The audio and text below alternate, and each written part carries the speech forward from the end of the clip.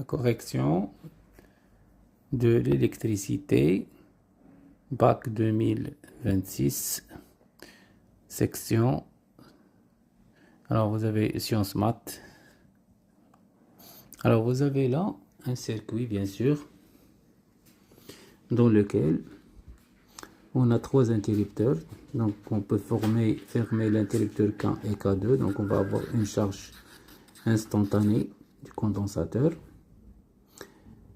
Si on ouvre bien sûr K1 ouvert, si on ferme K2 et K1, on garde K2 fermé et K1, nous avons un circuit RLC que vous avez là dans la deuxième partie. Donc ça c'est l'exercice. Comme on peut bien sûr fermer juste l'interrupteur K1 et K3, dans ce cas là nous avons un circuit RL, établissement du courant. Donc on peut bien sûr voir, ça c'est la première idée qu'il faut voir, mais il faut revenir au texte pour voir quel interrupteur a été ouvert et lequel est fermé. Alors voyons dans notre exercice.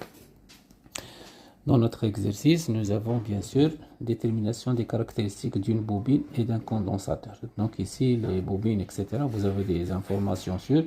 On vous donne la force électromotrice E du générateur. D'accord? E. Et on vous donne la valeur de R, résistance de ce conducteur ohmique. La valeur de L et R n'est pas donnée, ainsi que la valeur de C. Les interrupteurs K1, K2, ce sont des interrupteurs qu'on ferme. Alors, détermination des caractéristiques de la bobine.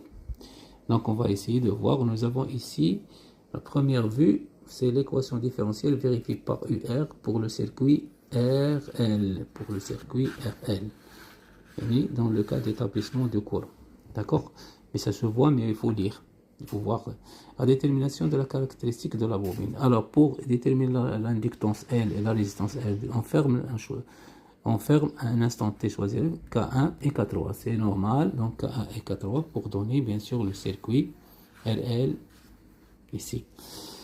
Alors, on trace la fonction d'UR. Premièrement, montrer que l'équation différentielle vérifiée par UR s'écrit de cette façon-là. Première des choses, il faut remarquer que le circuit, c'est un circuit RL. Donc, il faut le tracer. J'ai représenté les tensions, le courant qu'on vend sur le récepteur ici pour la bobine et la résistance, le générateur. Donc, il suffit, on commence tout d'abord par loi d'additivité de tension. Loi d'additivité de tension.